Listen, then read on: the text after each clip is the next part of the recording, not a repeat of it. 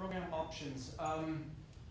When we first begin working with the grade 12s, the most important task we have is, when you're faced with 1,000 different post-secondary options, is to find some useful filters, ways of kind of narrowing it down to a set of institutions where the student will apply. And so the two main filters that we would use is asking which program are they interested in, because the recommendations, if they're interested in engineering versus a fine arts program, are going to look very different. And the second one being selectivity. So taking a look at the students' marks throughout high school, any SAT or ACT scores, extracurricular activities and achievements and awards, and just seeing whether they have a profile that fits the selectivity of the university. So those are the two main filters that we would use. Another program option at university that's become very popular in the last 10 to 20 years is co-op. So co-op allows the student to both study and work, not at the same time. They would typically do 1 year on and then do a work term lasting for about 3 to 4 months. These work terms give them practical, hands-on experiences. They're actually working in a real work environment under an employer. They get paid for it. They can get reference letters out of it, and sometimes even if the employer is impressed enough, they will give them a job after the student graduates. There's two different types of co-op programs, I guess. Sometimes, more often than not, they're optional. So once you get to the university, typically in the first year, you have to apply to enter the co-op program, and it can be selective. At other universities, co-op is mandatory, Waterloo being the famous example, which has, I think, the largest co-op program in the world. But one thing to note about universities is that some of them, they'll say, we have co-op, but not every faculty will have co-op. And so that's part of the discussion we have with the students is saying, okay, yes, they have co-op, but does the social sciences have co-op? Does humanities, or is it only engineering? And so that's another piece of the discussion that we have with students. So there are certainly a lot of things to take into account when a student is looking for the best fit. And the best fit is really our goal for students. So once they've identified a program that they're interested in, and they may even have identified a couple of different universities that offer that program, maybe they have co-op, whatever it is that they're looking for, there are a few other factors that sometimes the students or families haven't thought about that they might want to take into consideration. One of them is geography, and I'll include in that climate. The number of students who I have had in my office who I've said, what about X place? Too cold, too hot. So the geography, the climate, this is a place that they are going to live for 3 years, 4 years, 5 years, possibly longer.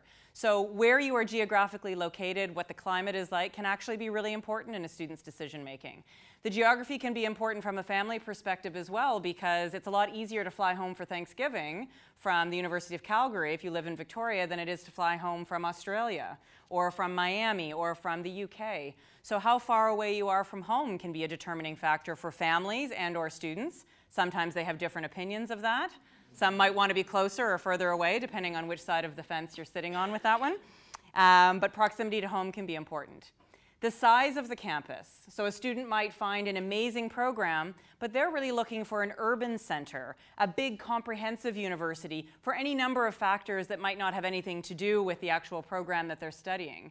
So the size of the campus, and whether it's in a rural or whether it's in an urban setting, can make a huge difference to the quality of life for a student there. There are different opportunities that are available in larger versus smaller centers and bigger versus smaller campuses. There's a different feel on them.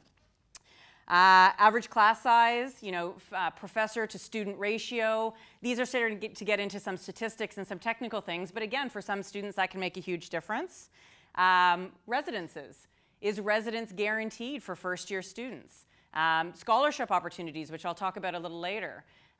Even just things like, what is the style of residence? Do people live on campus traditionally, or do they traditionally live off campus? And what is your son or daughter really looking for? And then, of course, the most important, which is the food any good? What kind of studies have been done at the school? And lots of schools will have sort of fun and unique stats about, the popularity and the quality of their food. What type of meal plan is available? Does it taste like mom or dad's home cooking or grandma's? What is it that the student's looking for? So as much as these might feel like they're sort of subcategories, they can actually make a huge difference in the quality of the student experience. And so it's really important to take them into consideration as well.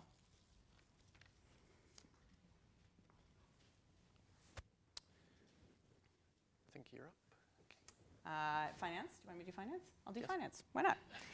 So the actual cost of going to school is also an important consideration. And it doesn't matter, where it is that you're looking at and your individual circumstances. No matter what, there's going to be a cost.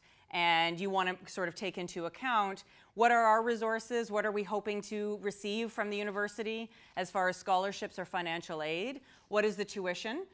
Certainly the difference, if you're a Canadian student going to a Canadian school, you will find a very significant difference in tuition between a Canadian institution, an American institution, an institution overseas. It's not just the tuition though, it's also the cost of living, residence, meal plans, renting, a flat or an apartment where you might be, the cost of books. So it's really important to kind of create that budget and take into account what the cost of going away to school or living at home might look like and what the difference could be.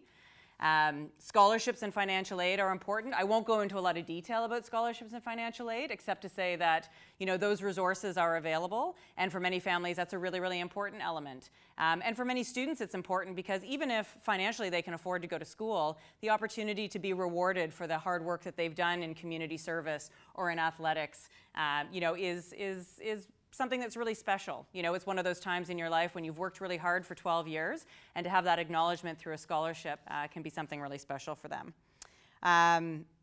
Financial aid, again, it can vary significantly if you're going within your country or if you're applying as an international student. But our office, we have a lot of resources. I'm the person, the one university counselor who has been really kind of tasked with I'm not the scholarship expert. I certainly don't know about all the scholarships that are out there, but to try to help students and kind of keep track and point them in the right direction as far as the types of resources that are there. There are websites that students can look at to kind of narrow down and see which scholarships or bursaries might apply to them. And then of course there's some well-known ones that we can help point them in the right direction. We put announcements out to let students know that there are scholarship opportunities that are coming up that they can apply for. So again, that's another really important piece. You can have the perfect program in the perfect location with amazing food, but if financially that school's not realistic for that student, then it's important to know what resources are there to help them to get there. And there's a few other pieces of the puzzle, like I think it's more of a soft factor. It's often not a determining factor, but just the wide array of clubs and organizations that you can join once you're at university. I suppose the one time where it can be a decisive factor is in the case of athletics. So every university will have intramural athletics where you can participate recreationally, but some universities will also have varsity teams. And very often students will choose those universities based on where they can participate in varsity sports. So at St. Mike's we have an athletic counselor, Nikki Kaufman, who helps to kind of coach students through the process if they're actually interested in pursuing squash or rowing or rugby at the varsity level. So getting into contact with coaches, making videos, looking into different programs where they can participate, looking into how much money they could possibly get if they actually participated in a varsity sport at the university level. So there it can be often a decisive factor. Other times it's just helpful for the students to know what sort of clubs and organizations are available. There's, music clubs, there's ethnic clubs, there's LGBTQ, there's religious organizations, there's even some random ones. My own university had a Redhead Society and a quantitative biology club. Doesn't get much nerdier than that. And so yeah, it just helps to know about the different options that are available to you once you get there, because I think students do a ton of activities here outside of the four walls of learning, and very often they want to continue those in university, so seeing whether the same opportunities are available once they get to university.